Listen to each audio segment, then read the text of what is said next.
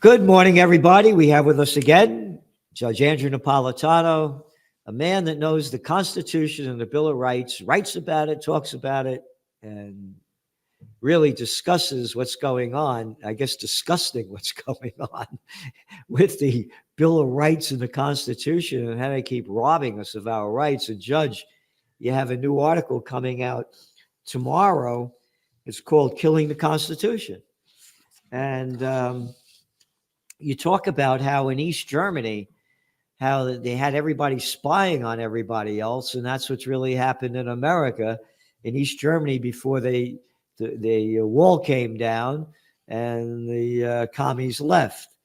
And you said that you had no right to privacy, and there was no freedom of speech. And that's kind of like in America today. It's coming today. The extension of Section 702 of the FISA Act. 702 is the section of it that allows the feds to spy on foreign persons in the U.S. and outside the U.S. without search warrants, and the Americans with whom they communicate. Not only has that been renewed, it's been extended in two particularly offensive ways.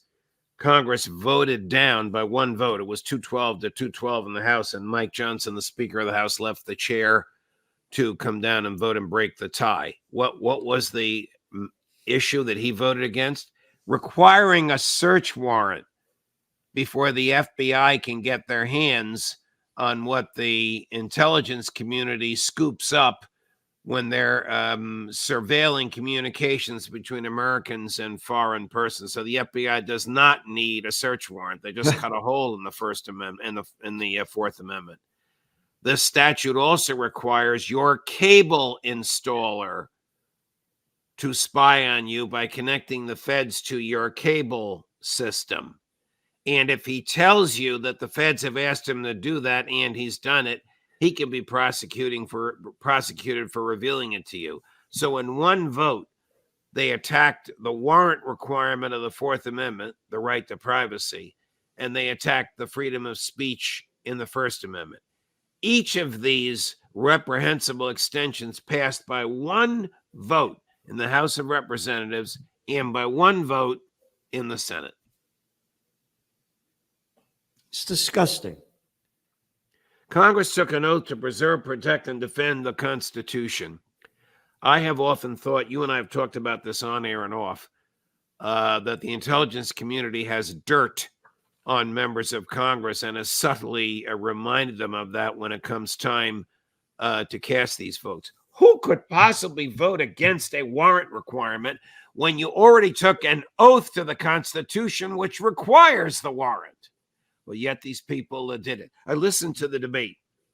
This conservative Republican from Ohio, Mike Turner, led the charge in favor of the intelligence community. We have to listen to what Hamas is saying. Hamas communicating with Americans? Is he crazy? Is Hamas a danger to the United States of America, that we have to suspend the warrant requirement for Americans' right to privacy? It was just farcical. By the way, Thomas Massey and Chip Roy and Andy Biggs, the Libertarian members of the House that spoke against this extension, they were given 5 minutes. That was it. You said, is that guy crazy? It's the cover of the Trends Journal magazine this week. Here it is. Yep. Yeah, the inmates are running the asylum. You're right, both asylums, the White House and the Capitol. Yep, they wrote both there. You know, in the same weekend that Congress assaulted our Fourth Amendment rights and assaulted our First Amendment rights, they agreed to borrow $95 billion to give away $61 billion in the name of Ukraine. I say in the name of Ukraine because $40 billion of that stays here. It just goes to the military-industrial complex. The remaining $20 billion is in tranches of ammunition when we have it. We don't even have it yet. And the rest is in cash. That was preceded by the second of two lectures that Bill Burns, the director of the CIA, has given to President Zelensky. Stop the stealing and tell your generals to stop complaining publicly that they're not allowed to steal as much as you are. Can you imagine a conversation like that? That stuff is documented and not refuted, that Burns had that conversation. Also in that tranche of money, the money to Israel mysteriously went from $9 billion up to $26 billion. The remaining $5 billion goes to Taiwan. What are we doing in Taiwan? Well, we have 1,000 Marines on Kinmen Island, which is an island off the coast of the mainland China. Could you imagine if the Chinese had 1,000 of their troops on Block Island or some island off the coast of Long Island? Wouldn't we react violently to that? Well, it's World War III's begun. Yes. People don't realize it. I was talking to a guy, and he said, people, if you only calmed down a bit and weren't so angry, more people would listen to you. I said, I'm angry. I said, I have a right to be angry when I see the slaughter of innocent people, like in Gaza, the genocide. My money, I work very hard to steal my money to give to these people to murder those people. You bet I'm angry. He said, well, he said, I know that things are bad, but there's nothing that I can do. This is a guy like around our age, Right. So I'm just going to live life as happy as I can. I said, great. You do what you want to do. I'll do what I want to do, but save your anger crap for somebody else. I said, I'm doing everything I can. I launched Occupy Peace. I put out a magazine. Like you, we both stand up and fight for the rights of this country that our founding fathers fought for, and that all the people in America was the land of opportunity, a place of freedom. And now it's turned into a hellhole. Your article, you keep writing about what's going on over here. And you say the quintessential American right is the right to be left alone. Screw you. Who the hell are you to say that? Who the hell are you to say that? I'm in charge. I'm the politician in charge. Where is the anger? Where is the outrage? Well, there is outrage on college. There is outrage on college campuses, and the White House is encouraging, and the Republicans in Congress are intimidating college presidents to suppress that anger. The anger is a pro-peace, anti-war anger. But if you do that at Columbia University, you are tarnished as anti-Semitic and therefore creating an environment that's unsafe for Jewish students, and therefore your free speech rights will be suppressed. Simple as that. Speaking of Jewish students, there was a massive rally that is barely reported, if at all, in the United States, but I read it on The Guardian this morning. Thousands of people protested against little Chucky Schumer in front of his house. Jewish people.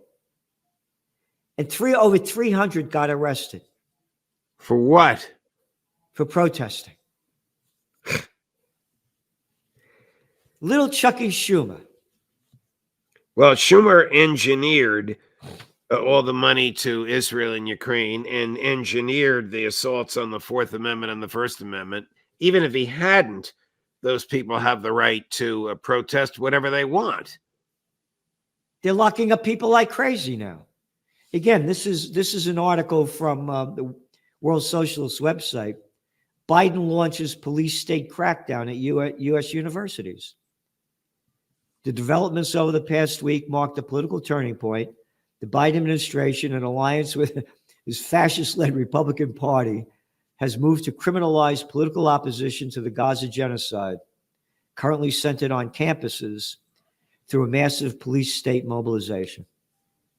It's true. I'm sorry. As horrible as it sounds, it's true. The government can't tolerate dissent, in part because it impairs the president's ability to get reelected. Trump, on the other hand, is silent on all this. Not a peep. He's concerned with hookers telling stories about his sexual escapades in a public courtroom under oath. rather than what he would do if he were in the White House. Yeah, your article is so important and so sad, because it's kind of week after week you're writing and giving us the examples of how we've lost our freedom, and how the United States, you say the concern about our being spied upon was initially manifest in 1765, when the British government entered colonial homes with warrants issued by secret courts. And you talk about the Stamp Act. And you said the true goal of this forced entries was to search for revolutionary materials in order to help the government predict who might be planning the revolution that came 11 years later. And history repeats itself. Now we have a secret court in Washington, D.C. called the FISA court that issues these broad general warrants. They don't specifically describe the place to be searched or the thing to be seized, as the Fourth Amendment requires. One FISA court judge signed a warrant allowing spying on every customer of Verizon. At the time, that was 115 million customers. You talk about a broad general warrant. This is the broadest, most general warrant in the history of the world, and the court authorized it because the court itself is intimidated by these intelligence community people. Well, you mentioned about how the CIA and the FBI have all this information on these people, and that's why they do what they do, like Mike Johnson. And there's an article that came out about the criminality in his family, his pornography, a whole bunch of stuff, right? Yes. I'm sure that that was sub rosa last weekend, just to make sure he did the right thing to please his masters in the intelligence community. And from their perspective, he did. Not from the perspective of the Constitution, but from their perspective, they got everything they wanted, except they reduced the length of the extension of this FISA Act from 5 years to 2. Oh, big deal. Because, right, the Republicans believe Trump will be in office in 2 years and he'll veto the extension. Baloney. He condemned the extension 5 years ago, and then he signed it. He condemned the extension this time, and then he praised Mike Johnson for engineering it. He doesn't know what he's talking about. He himself was the victim of this spying by these very same people and this very same mentality, and he's giving them what they want.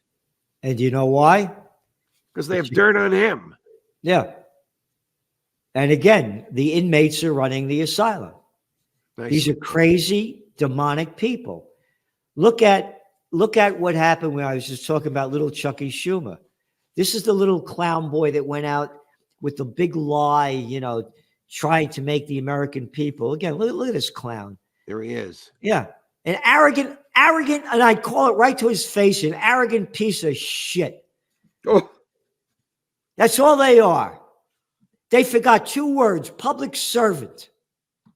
No, we're their servants. We're their servants. We do what you tell you. This is the guy that came out and, Netanyahu has to go. He's so bad. Remember that baloney? That's the kind of crap they put out there to make it think that the United States is against the genocide, as he's pushing through this bill to get $26 billion of our money to go to what? Israel's like the 33rd richest country in the world. And our money going there, $3.8 billion going since the Nobel Peace of Crap Prize winner, Barack Obama. $3.8 billion of our military money going to the military in Israel every year. Well, get ready, B, because we're about to send you another 26. Now, it's not going to come all at once, and it's not all military, but you're going to get it. He's in bad shape. They've lost in Gaza. They have not degraded Hamas. They know they can't defeat Hezbollah, and they know Iran can pierce their most highly protected military facility, which Iran did. So Netanyahu and his right-wing cohorts are scrambling. Well, they're scrambling, but here's the headline from Reuters today.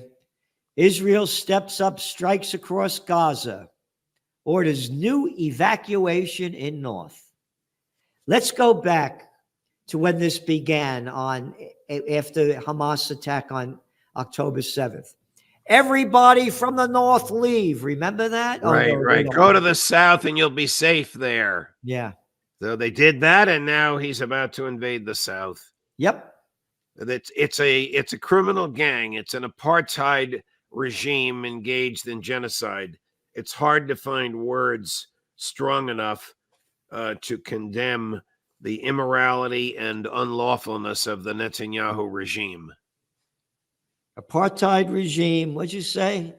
An apartheid regime engaged in in genocide. In genocide, yep.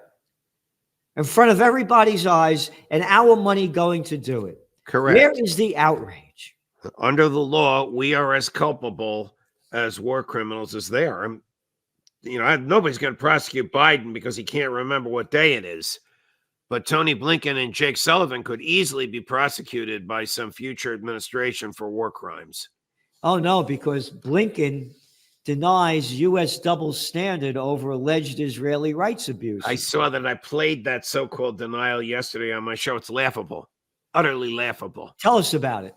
Well, he's basically saying we have no evidence of genocide. We're looking for war crimes. We can't find any. If we find the war crimes, we will stop doing business with the war criminals. Right under your nose, Tony. How could you deny your own eyes and ears? The world knows what the Netanyahu regime is doing.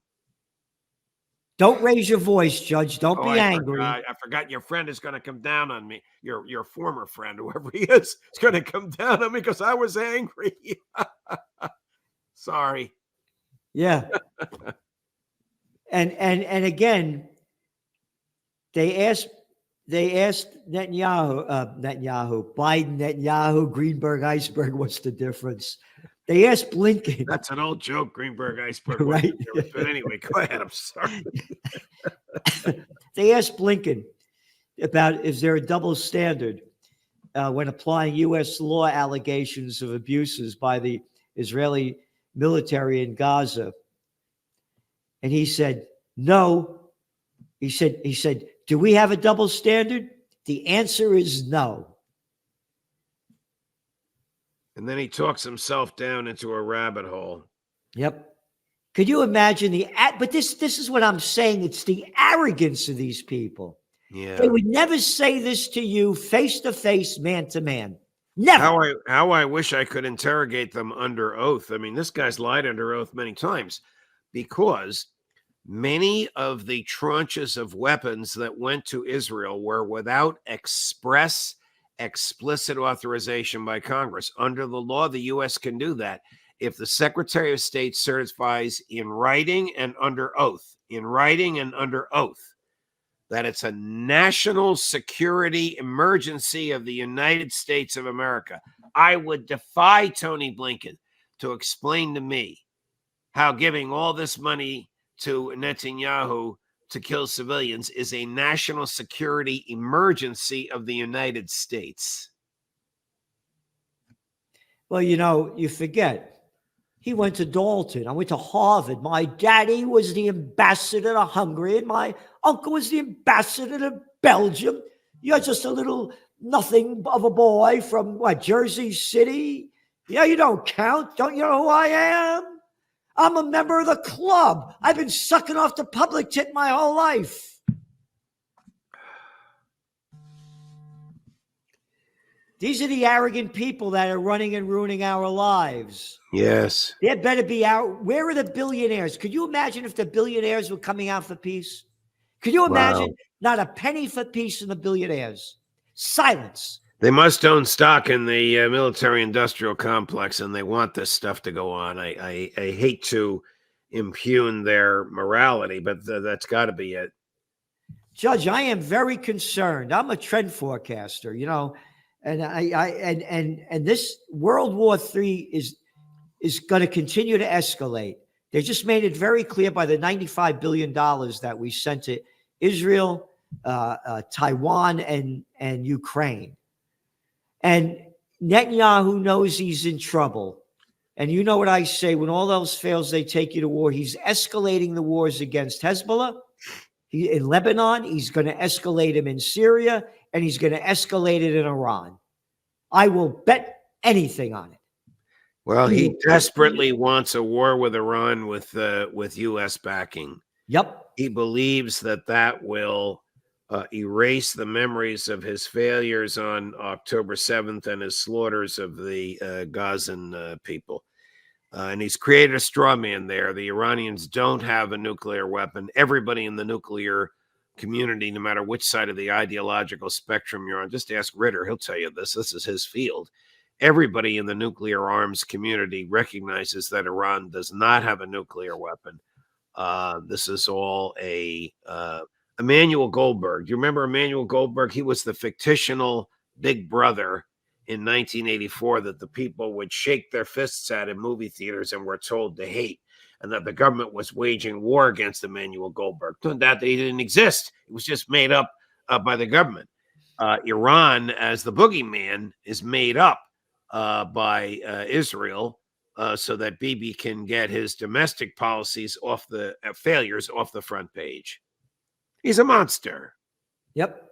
And how dare Iran want nuclear weapons when Israel has what, about between 200 to 400? That they stole the technology for which they stole from the United States. Yeah. Yes. But they're the chosen people. I forgot they can get what they want. It says so in the Bible, chapter 6, section 8. I don't want to hear this stuff anymore. This is disgusting what's going on. Has Deacon Salenti ever addressed the Old Testament and whether Bibi was chosen by God the Father to slaughter Palestinians? This is incredible that they even say this, much less believe it. Judge, if we don't have peace on earth, we're going to have hell on earth. Yes. People better start doing something. And it's going to get worse every day. The facts are there. Again, I'm reading the headlines about, here's one that came out. U.S., you ready? Would beat China in a war, intel official. In a conflict between Washington and Beijing broke out today, the more experienced American force would prevail, but with significant casualties, a U.S. military official has told reporters. An official piece of crap. You haven't won a war since World War II. You couldn't beat the Vietnamese, the Iraqis, the Afghans.